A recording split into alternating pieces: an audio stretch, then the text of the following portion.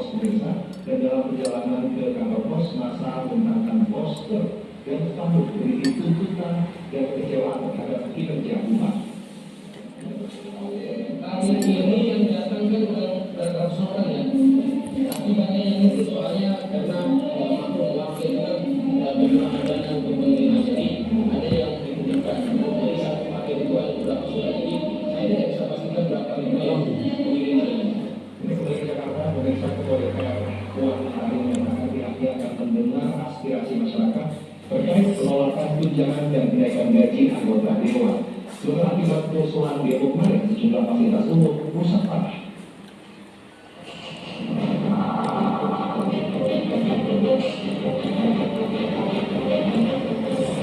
Seperti itu kondisi fasilitas umum di kawasan Sudirman dan Jakarta Pusat pasca kerusuhan demo menolakkan kenaikan gaji dan tunjangan anggota DPR. Lampu merah dan polisi lalu lintas di Selipi rusak parah akibat demo massa. Sejumlah titik pembatasan yang rusak dan bantu sisa tertangkap berserakan di jalanan Selasa dini hari. Sejumlah petugas dari unsur dinas kebersihan Jakarta langsung membersihkan sisa pecahan kaca dan polisi melakukan penyisiran agar warga dapat kembali beraktivitas normal. Petugas bahkan terus membersihkan jalanan hingga Selasa siang.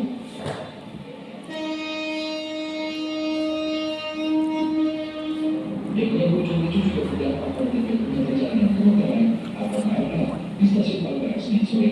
Calon penumpang hanya bisa pasrah ketika KRL tak bisa melanjutkan perjalanan. Pukul 10 malam, perjalanan KRL sudah kembali normal. Sebanyak 312 demonstran diamankan, 205 di antaranya merupakan anak di bawah umur atau pelajar.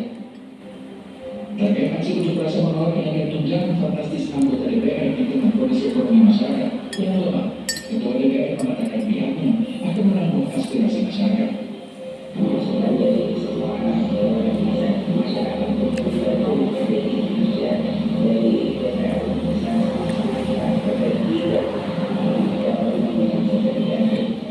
Dan aksi unjuk rasa di DPR masa menuntut sejumlah hal yang meningkatkan tunjangan rumah anggota DPR dihapus dan rencana kenaikan gaji para dewan wakil rakyat dibatalkan.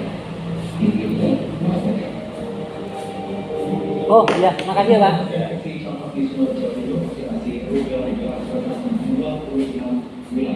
Ditargetkan 95% anak di Sumeneb telah diimunisasi lengkap pada September mendatang.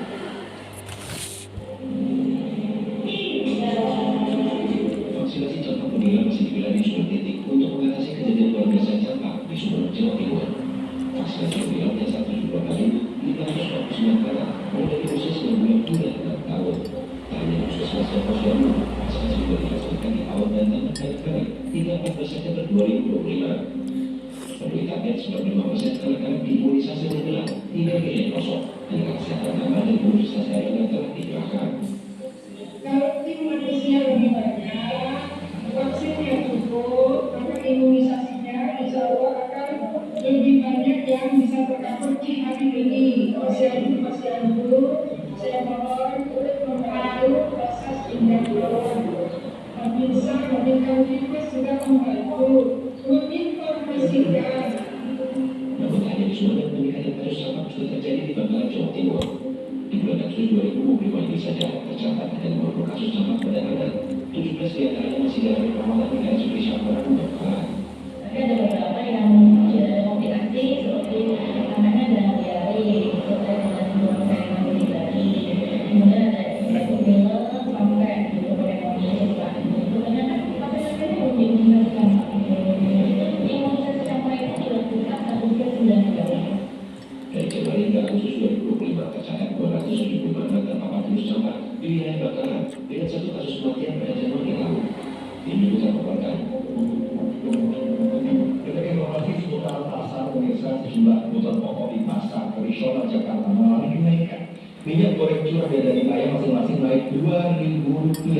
Untuk mengetahui situasi ini sudah ada rekan kami Tabita Putri di pasar Kebayoran Lama Jakarta Selatan.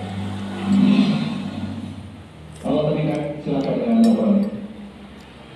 Harga bahan pokok makin memberatkan masyarakat ya dari pemirsa. Hari ini untuk harga minyak goreng curah yang sebelumnya dijual di angka Rp18 sampai Rp19, kini di pasar Kebayoran Lama dijual Rp21.000 untuk ukuran 1 kilogramnya. Kalau pedagang sendiri harganya sudah tambah mahal dari ya, karena untuk ukuran satu jerigen dengan beratnya total 16 liter, ini mereka membeli dari harga sebesar Rp292.000.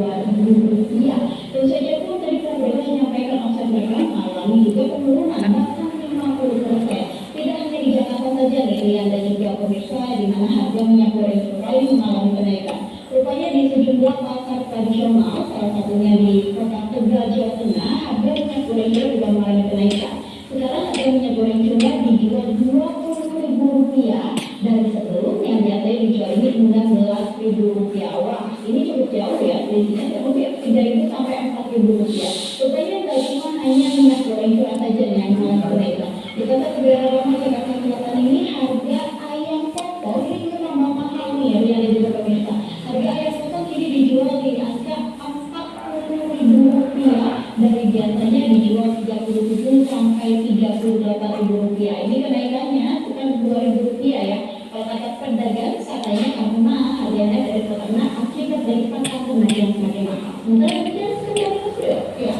Baik, kedua perkara sore pasar pembayaran lama Jakarta Selatan, selamat bertugas kembali. Pemirsa, warga jarak lama dari kapal yang karam di perairan Setokok, Batam, Pulau Wadri. Selengkapnya saya Yohanes.